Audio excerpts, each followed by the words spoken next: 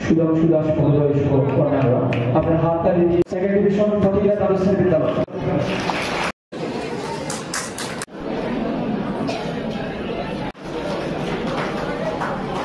Memorial HS school থেকে আকাশ মালাকার সদর নির্বাচন দোষী মহোদয়। সবাই হাততালির মাধ্যমে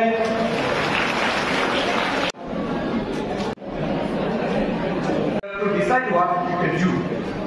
Number one.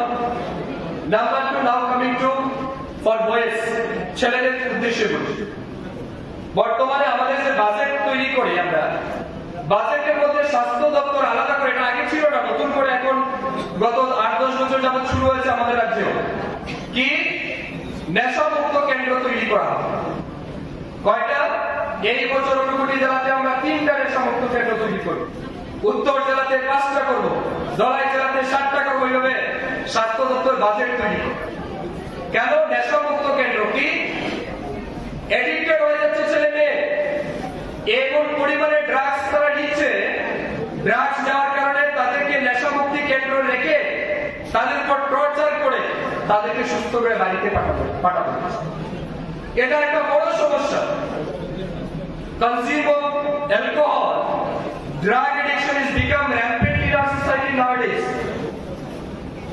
এই জিনিসটা থেকে আমাদের যুবক সমাজকে বাঁচাতে হবে, তাদেরকে আটকাতে হবে যাতে যুবকরা সেই দিকে না যায়। এটা দায়িত্ব আপনাদের। আপনারা পড়াশোনা করছেন, ভালো ক্যারিয়ার গঠন করছেন, মাথা রাখবেন যদি কেউ সফল হতে চান প্রথমে নেশাকে না বলুন, নিজের জীবনকে হ্যাঁ বলুন। যারা নেশাকে ধরেছে তারা জীবনে ভালো কিছু করতে পারেনি জীবনে। আজ এখানে যে বা যারা মঞ্চে বসে আছেন তাদের লাইফ হিস্ট্রি দেখবেন, এরা কিন্তু কেউ নেশা করে, ঠিক না? ঈশ্বরচন্দ্র বিদ্যাসাগর বলেছিলেন, শিক্ষিত মানুষের অভাব নাই, কিন্তু শিক্ষিত বিবেকের অভাব।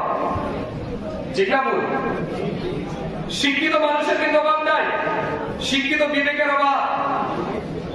আমরা কাজ করি, দেখি আমরা প্রত্যেকদিন একটা সামান্য বার্থ সার্টিফিকেট যে অফিসারটা ইস্যু করে সে কিন্তু শিক্ষিত অফিসার, অনেক পড়াশোনা করে অফিসার হয়েছে।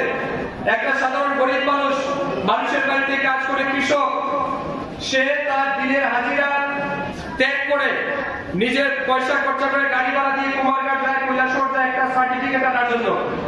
যে লাখ টাকার বেতন পায় সে কি করে? আজকে তোমারটা হবে না, কালকে আসবে। সে কালকে যাবে, কালকে আর তোমারটা হবে না, ওই অফিসার আসেনি, পরশুদিন যাবে। এই করে তাকে 8 মাস 10 মাস তাকে হাঁটায়। এমন ঘটনা আছে না নাই? আছে না নাই? কিন্তু মন্ত্রী ফোন করলে ওই দিনই দিয়া। এখন তার ডিফারেন্স কি? আপনি কি জনতার জন্য কাজ করতে বসেছেন না মন্ত্রীর জন্য কাজ করতে বসেছেন? আপনাকে জনতার কাজ করতে হবে, মন্ত্রীর ডাইরেকশনও মানতে হবে। তো সব মানুষ কি মন্ত্রীর কাছে তাহলে আসবে? এটা কি মন্ত্রীর ডিউটি বার্থ সার্টিফিকেট ইস্যু করা, ডেথ সার্টিফিকেট ইস্যু করা? না। তাহলে তার শিক্ষা এই সমাজের কোনো কাজে আসছে? এই শিক্ষা সমাজের কোনো কাজে আসছে না। এই জন্য আমি বলছি, শুধু শিক্ষিত হলে হবে না, আপনার মধ্যে মানবিকতা দরকার, মানবিক মূল্যবোধ দরকার, সমাজের প্রতি রেসপন্সিবিলিটি দরকার। আপনার ইয়াং জেনারেশন আগামী দিনে সমাজ আপনাদের উপর দাঁড়াবে, আপনারা চালাবেন, আপনাদের দায়িত্ব নেওয়া উচিত। লাস্ট একটা এক্সাম্পল বলে বক্তব্য শেষ করছি।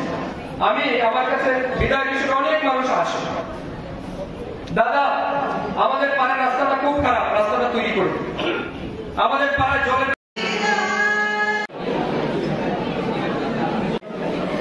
দুটাতেই পাশের হারে